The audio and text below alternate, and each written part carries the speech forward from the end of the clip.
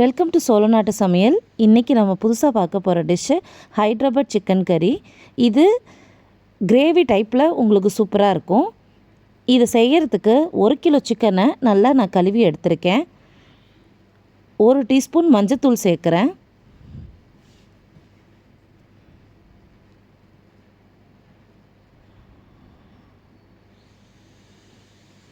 2 teaspoon தனி மிளகாத்தூள் சேர்த்துருக்கேன்.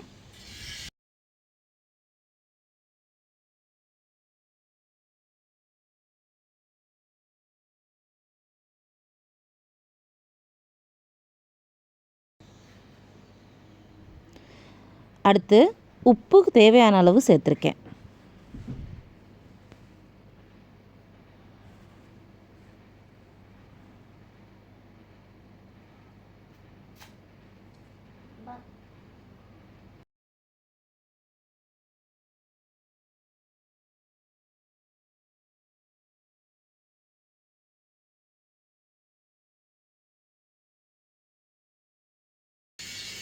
இஞ்சி பூண்டு பேஸ்ட்டு 1 டேபிள் ஸ்பூன் சேர்த்துருக்கேன்.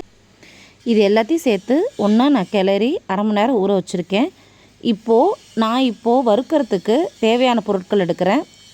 1.5 ஸ்பூன் மல்லி, 1 ஸ்பூன் சோம்பு, 1 ஸ்பூன் ஜீரகம், 1 ஸ்பூன் மிளகு, 5-6 வரமிளகா, 3 ஏலக்காய், பட்டை 4-5 துண்டு, 2 கிராம்பு, அப்புறம் கல்பாசிப்பூ.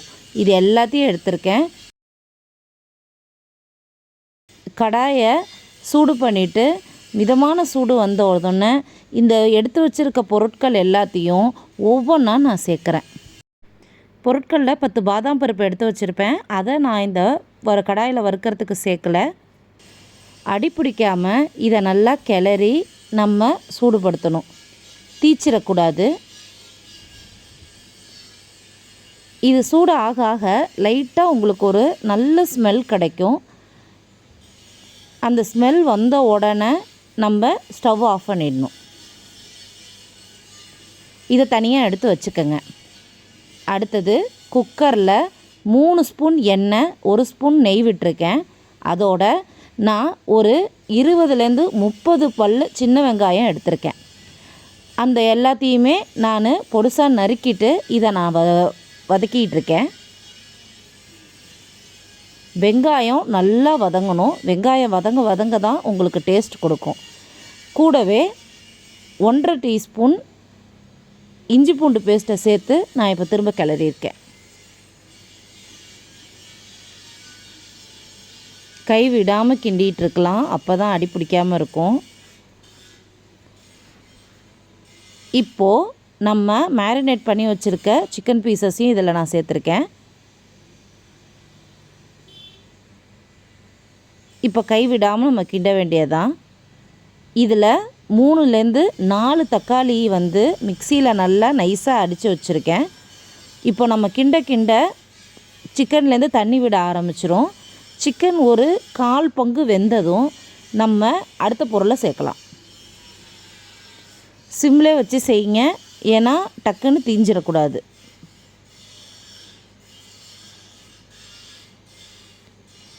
இப்போது நம்ம வறுக்கிறதுக்கு வச்சுருந்த அந்த ஜாமான் எல்லாத்தையும் நான் பொடிச்சு மிக்சியில் ஒரு நல்லா கொரப்பாக அடித்து நான் வச்சுருக்கேன்.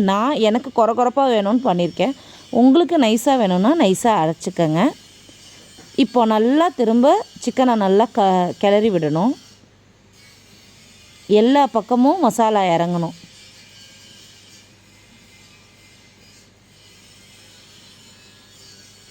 இதை போட்ட உடனே உங்களுக்கு அப்படியே வீடே நல்ல ஒரு ஸ்மெல்லாக வர ஆரம்பிச்சிரும்.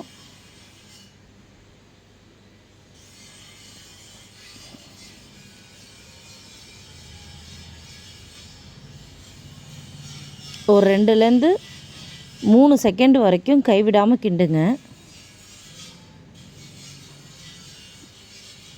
இப்போ இந்த ஸ்டேஜில் நம்ம அரைச்சி வச்சுருக்க தக்காளியை இதில் நான் சேர்த்துடுறேன்.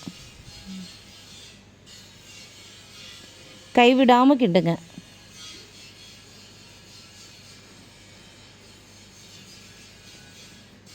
இப்போ கருவேப்பிலை இலைகளை சேர்த்துக்கலாம்.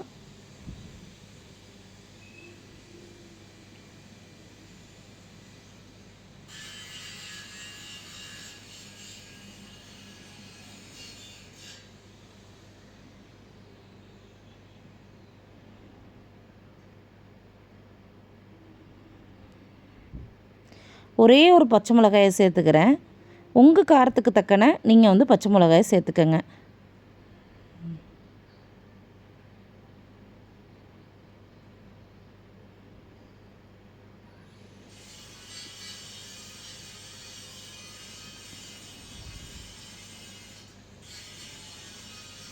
ஒரு 2 செகண்ட் அடுப்பில் அப்படியே இருக்கட்டும். ஓரளவு தண்ணி பிரிய ஆரம்பிக்கும். இப்போது தேவையான அளவு நமக்கு குழம்பு எந்த அளவுக்கு தேவையோ அதில் அந்த அளவுக்கு தண்ணி ஊற்றி நல்லா ஒரு கிண்டிடலாம்.